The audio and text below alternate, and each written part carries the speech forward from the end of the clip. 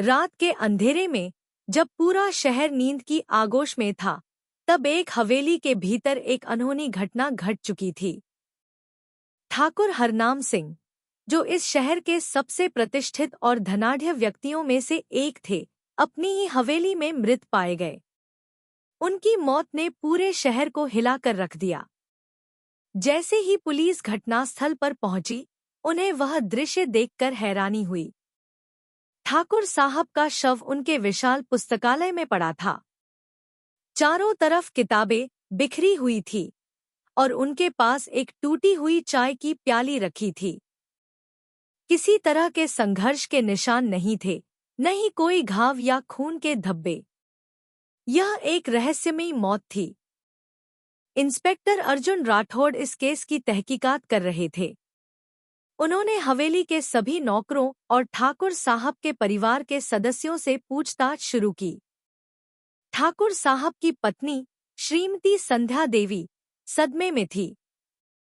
उनके बड़े बेटे अजय और छोटे बेटे मनोज दोनों ने कहा कि वे उस रात अपने अपने कमरों में थे। नौकरों ने भी यही गवाही दी कि उन्होंने कुछ असामान्य नहीं सुना। सबसे अजीब बात यह थी कि हवेली में कोई भी जबरन घुसने का निशान नहीं था। इंस्पेक्टर अर्जुन को ठाकुर साहब के निजी सचिव राजेश पर शक हुआ। राजेश कई वर्षों से ठाकुर साहब के साथ थे और उनके सारे व्यापारिक मामलों को संभालते थे।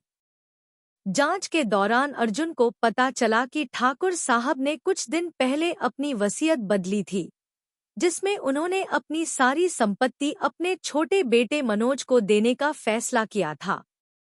यह सुनकर अजय बहुत गुस्से में था। उसने अपने पिता से झगड़ा भी किया था। दूसरी ओर राजेश को भी इस बात का झटका लगा था, क्योंकि उसे लगा था कि ठाकुर साहब उसे भी कुछ हिस्सा देंगे। पोस्टमार्टम रिपोर्ट से पता चला कि ठाकुर साहब की मौत जहर से हुई थी। लेकिन यह जहर उन्हें कैसे दिया गया था? कमरे में कोई खाना नहीं था, बस वह टूटी हुई चाय की प्याली थी। अर्जुन ने हवेली के किचन की तलाशी ली और वहां उन्हें कुछ ऐसा मिला जिससे मामला और पेचीदा हो गया। चाय की पत्तियों के डिब्बे में जहर के अंश मिले थे। आखिरकार अर्जुन ने एक चाल चली। उन्होंने पूरे परिवार को पुस्तकालय में बुलाया और कहा, हमें हत्यारा मिल चुका है। यह सुनते ही सब चौंक गए। अर्जुन ने कहा, जिसने भी यह जहर मिलाया था, वह यहीं हमारे बीच में मौजूद है। चाय में जहर मिलाने वाला कोई और नहीं बल्कि मनोज है।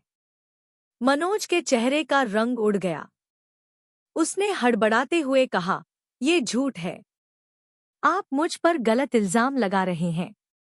अर्जुन ने मुस्कुराते हुए कहा, मैंने अभी तक तुम्हारा नाम नहीं लिया था, मनोज। लेकिन अब तुमने खुद को ही दोषी साबित कर दिया। इसके बाद अर्जुन ने बताया कि कैसे उन्होंने मनोज के कमरे में उसी जहर की शीशी बरामद की थी।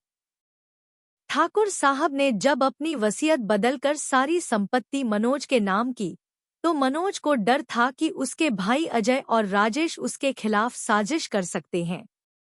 इसलिए उसने अपने पिता को मारने का फैसला किया, ताकि संपत्ति तुरंत उसके नाम हो जाए। मनोज की गिरफ्तारी के बाद मामला अदालत में चला गया। मनोज ने अपनी सफाई में कहा कि उसे फंसाया जा रहा है और यह सब अजय और राजेश की साजिश है। लेकिन पुलिस के पास सबूत थे। किचन में जहरीली चाय की पत्तियां, मनोज के कमरे में मिली जहर की शीशी और सबसे बड़ी बात, उसकी खुद की गलती जब उसने अर्जुन के सामने अपना अपराध कबूल कर लिया था। अदालत ने मनोज को आजीवन कारावास की सजा सुनाई। अजय और राजेश ने राहत की सांस ली, लेकिन परिवार पर इस घटना का गहरा असर पड़ा। ठाकुर हवेली, जो कभी खुशियों से गूंजती थी, अब वीरान सी हो गई थी। एक अनोखी हत्या की गुत्थी आखिरकार सुलझ गई। यह मामला दिखाता है कि लालच इंसान को किस हद तक गिरा सकता है। मनोज ने अपनी ही खून के रिश्ते को दांव पर लगा दिया, लेकिन अंततः कानून और इंसाफ की जीत हुई। इंस्पेक्टर अर्जुन राठौड़ ने अपनी सूझबूझ और समझदारी से एक कठिन केस को सुलझाया और न्याय दिलाया।